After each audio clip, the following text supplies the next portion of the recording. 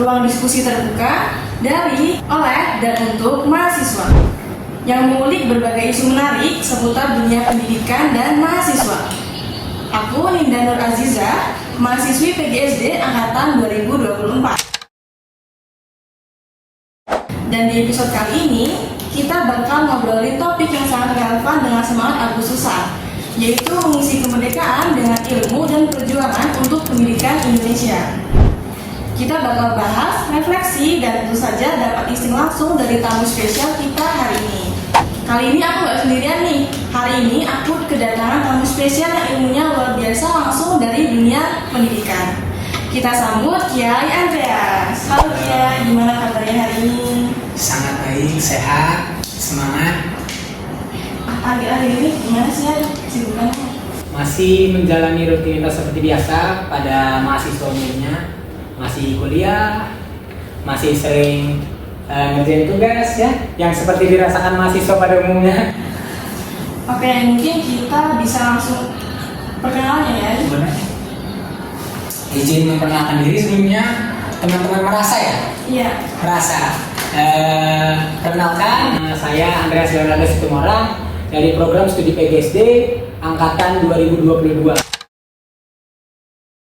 Saat ini masuk di semester 6. Wah, senang banget ya bisa ngobrol sama Iai. Nah, langsung aja ya, kita masuk ke pembahasan yang pertama. Boleh. Kalau bicara soal kemerdekaan Iai, apa sih makna kemerdekaan bagi Iai sebagai mahasiswa PGSD yang akan menjadi pendidik generasi masa depan Indonesia?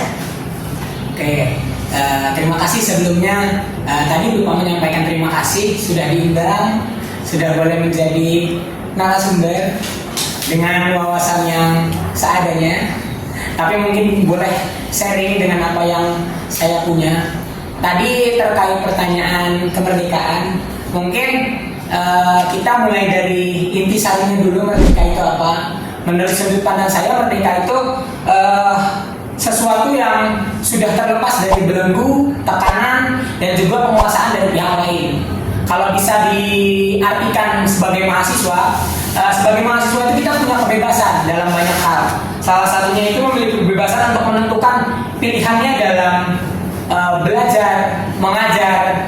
Terutama kalau kita sebagai calon pendidik, berarti kita memiliki kebebasan dalam mengajar. Kalau kita masih menjadi mahasiswa, berarti kita memiliki kebebasan sebagai peserta didik. Boleh memilih sumber belajar seluas mungkin, boleh memilih metode belajar yang seluas mungkin sesuai dengan keinginan kita, tanpa paksaan dari pihak lain, tanpa tekanan, dan juga tanpa belenggu dari pihak lain. Mungkin seperti itu arti merdeka menurut saya. Jadi penting ya untuk kita sebagai mahasiswa dalam memakai kemerdekaan. Pertanyaan selanjutnya nih Iai, perjuangan di masa kini kan memiliki banyak bentuk, terutama di dunia pendidikan. Menurut Iai, dalam konteks pendidikan, apa yang dimaksud dengan perjuangan di era sekarang dan bagaimana mahasiswa PGSD dapat berperan dalam perjuangan tersebut? Pertanyaan bagus nih. Perjuangan, kita lagi-lagi bahas ke inti pertanyaannya dulu. Perjuangan menurut sudut pandang saya sendiri itu sebuah usaha atau tindakan yang melibatkan kerja keras, tekun, bahkan seringkali ditemui adanya tantangan. Namun dalam mencapai tujuan pendidikan itu bagaimana kita sebagai mahasiswa untuk mencari solusi, menyelesaikan tantangan-tantangan yang ada dengan tekun dan juga dengan komitmen gitu. Sebagai mahasiswa, tadi ditanya perannya kita sebagai mahasiswa. Menurut saya, kita sebagai mahasiswa itu mempunyai peran dalam menyempurnakan sistem pendidikan yang ada. Jadi perjuangan kita itu bukan menggunakan senjata seperti para pejuang, tapi perjuangan kita itu secara akademis, di mana kita boleh memperjuangkan sistem pendidikan yang ada dengan menyempurnakan melalui wawasan, ilmu, dan keterampilan yang kita punya. Baik ya, jadi begitu ya kan. Nah, lanjut nih ya, merdeka belajar bukan peluang besar untuk pembaruan pendidikan, khususnya di sekolah dasar. Nah, menurut Iai, bagaimana konsep merdeka belajar dapat diterapkan secara efektif di tingkat sekolah dasar? Oke, merdeka belajar. Karena tadi sudah ada pembahasan terkait merdeka, dan di dalam merdeka itu juga ada yang namanya perjuangan. Kalau ditanya bagaimana pelaksanaannya merdeka pendidikan sekolah dasar, kita saat menjadi guru, bahkan saat menjadi mahasiswa, kita diperlengkapi dengan banyaknya aspek-aspek pendidikan. Kita belajar tentang belajar dan pembelajaran, strategi pembelajaran, manajemen pendidikan. Jadi saat kita terjun langsung ke dunia profesional, guru, kita sendiri itu harus memiliki banyak perbendaharaan ilmu untuk menyukseskan sebuah pembelajaran. Seperti yang sudah saya singgung tadi, sebagai guru itu kita harus punya banyak opsi untuk memilih pendekatan pembelajaran, strategi pembelajaran, model pembelajaran, dan yang terakhir itu metode pembelajaran. Jadi saat kita menjadi guru, kita itu secara merdeka, secara karta merdeka itu punya kebebasan untuk memilih metode yang kita ingini, strategi yang kita ingini. Begitupun sampai ke model yang kita ingini untuk menyukseskan pembelajaran di sekolah dasar. Namun untuk kita memilih itu, di PGSD sendiri kita dilengkapi oleh pembelajaran yang namanya ilmu pedagogis ya. Sudah belajar mungkin ya? Oke. Itu sebuah ilmu kejiwaan di mana kita boleh mengetahui karakteristik peserta didik. Jadi kita dapat memilih metode yang tepat, strategi yang tepat sesuai dengan karakteristik masing-masing peserta didik, seperti itu. Jadi kalau kita punya banyak wawasan tentang metode tadi, strategi tadi, kita punya kemerdekaan sendiri nih, punya otonomi khusus. Bahasanya bagus nih, punya otonomi khusus. Tanpa paksaan dari pihak lain, kita boleh memilih dan mengedepankan kepentingan peserta didik tanpa paksaan atau tekanan dari pihak lain. Itu menurutku merdeka belajar untuk kita di satuan sekolah dasar. Oke, pertanyaan selanjutnya ya, Yai. Boleh? Kalau kita lihat di era saat ini, kan kesetaraan pendidikan masih menjadi tantangan besar di berbagai wilayah di Indonesia, terutama di daerah 3T. Bagaimana pendapat IAI tentang kondisi pendidikan di daerah 3T, yaitu terdepan, terluar, dan tertinggal? Lalu, apakah kemerdekaan pendidikan sudah dirasakan merata di seluruh Indonesia? Kalau ditanya kondisinya terlebih dahulu ya, baru nanti kita bahas apakah sudah merdeka. Kalau ditanya kondisinya, kita semua pasti tahu daerah 3T itu sangat sulit yang namanya mungkin listrik, mungkin akses internet, dan banyak aspek-aspek lainnya. Mungkin secara kondisi lumayan memprihatinkan dan sangat timpang dengan wilayah perkotaan. Kalau secara kebijakan, menurut pandangan saya itu sudah dirasakan oleh seluruh wilayah di Indonesia. Kenapa saya bilang sudah dirasakan? Karena kebijakan itu adalah kebebasan untuk kita memilih. Seperti metode pembelajaran yang tadi saya bilang, selalu ada kaitannya sama pertanyaan-pertanyaan sebelumnya. Kita memiliki otonomi khusus saat kita masuk ke satuan pendidikan yang namanya sekolah dasar. Jadi secara kebijakan bisa dibilang seluruh wilayah Indonesia ini sudah merasakan.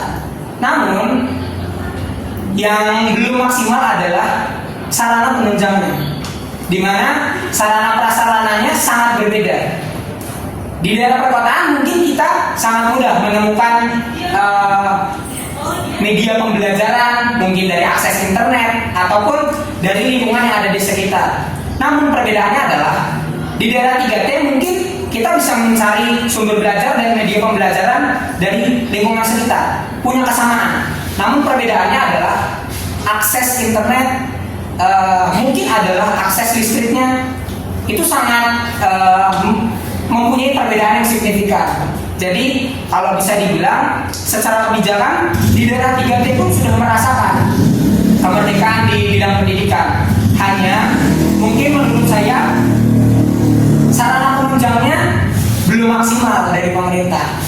Jadi kalau bisa dibilang untuk menjawab pertanyaan tadi, seluruh wilayah Indonesia itu secara kebijakan sudah merasakan, namun hanya sarana penunjangnya yang belum merata.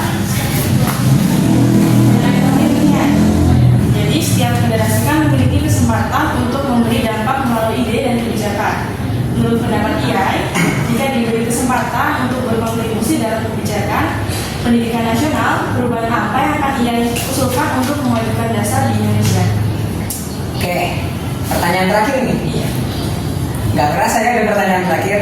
Oke, kalau dikasih kesempatan untuk menjadi pembuat kebijakan, mungkin saya akan, untuk saat ini saya akan mengusulkan dua aspek, yaitu yang pertama memperbaiki SDM pendidik yang diutamakan di daerah 3T, di mana alasan yang kuat kenapa saya mengutamakan di daerah 3T, seperti pertanyaan sebelumnya, mungkin akses yang sama itu tidak dirasakan oleh daerah 3T dibanding dengan perkotaan. Jadi alangkah baiknya pemerintah mengirimkan tenaga-tenaga pendidik yang mumpuni untuk mempengaruhi tenaga pendidik di daerah 3T untuk memperbaiki SDM-nya terlebih dahulu. Namun ini berkaitan dengan saran kedua, yaitu memperbaiki sarana dan prasarana. Jadi sembari pemerintah memperbaiki SDM pendidik yang ada, pemerintah mulai memperbaiki juga sarana penunjangnya, yaitu sarana prasarana di bidang pendidikannya. Jadi keduanya boleh berjalan beriringan. Saat pemerintah sudah memperbaiki SDM-nya, dikasih sarana dan prasarana yang bagus, itu tidak sia-sia karena SDM-nya sudah mumpuni. Jadi walaupun bisa dibilang orang-orang di daerah mungkin terpencil, di daerah 3T, bukan berarti tidak memiliki pemikiran yang jenius, pintar. Saya sempat dapat salah satu informasi dari rekan mahasiswa bahwa ada dosen Universitas Lampung dari FMIPA yang sudah mendapat gelarnya ini saya catat, menjadi jajaran 2% ilmuwan berpengaruh di dunia. Itu dari daerah terpencil, bukan dari daerah perkotaan. Itu dirilis oleh Stanford University. Jadi kalau bisa dibilang dengan sarana prasarana yang terbatas, bisakah kita bersaing dengan tenaga pendidik yang ada di kota? Bisa. Semua tergantung pilihan. Namun karena ini tadi kita bahas tentang kebijakan pemerintah dari awal, jadi alangkah baiknya kalau SDM pendidiknya diperhatikan oleh pemerintah, sarana prasarananya diperhatikan oleh pemerintah. Apakah yang jenius tadi ini tidak akan mengalami akselerasi yang lebih besar? Kalau saat ini ada satu dosen FMIPA yang bisa mengharumkan nama bangsa ke tingkat dunia, kalau sarana prasarananya bagus, perhatiannya bagus, akan ada berapa orang lagi yang bisa mempengaruhi dunia dari daerah-daerah terpencil. Bahkan nanti sudah tidak ada lagi yang namanya daerah 3T. Kalau misalnya sudah merata ya, akan ada pemerataan di bidang pendidikan. Jadi kalau boleh dikasih kesempatan nanti setelah lulus mungkin jadi pemegang atau pembuat kebijakan di pemerintah, entah di Kemendikbud, dua usulan ini mungkin yang saya akan ingat karena podcast ini. Yang pertama, memperbaiki SDM tenaga pendidik melalui pemerhatian pemerintah secara langsung, terjun langsung ke lapangan. Yang kedua, sembari memperbaiki sarana dan prasarana. Itu sih yang paling penting menurutku. Wah, luar biasa banget ya obrolan kita hari ini, Sobat Merasa. Ilmu dan perjuangan adalah kunci dalam mengisi kemerdekaan dengan makna yang sejati.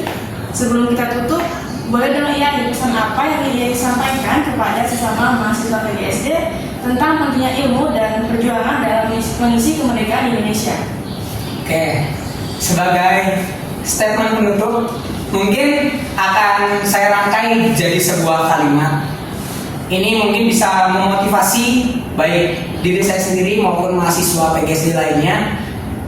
Kemerdekaan Indonesia itu akan lebih sempurna jika kita sebagai mahasiswa terjun langsung sebagai eksekutor. Jadi kita sebagai mahasiswa itu tidak hanya diam pasif, tapi terjun langsung sebagai eksekutor dalam memperbaiki atau menyempurnakan sistem pendidikan yang ada, baik nanti dalam pengambil kebijakan ataupun pelaksana kebijakan. Terima kasih banyak Yai atas waktu, ilmu, dan inspirasinya. Dan buat Sobat Merasa, terima kasih juga udah nemenin kita dari awal sampai akhir. Jangan lupa share episode kali ini ke teman-teman kalian, follow sosial media Forkom PGSD, dan nantikan episode-episode seru selanjutnya. Sampai jumpa!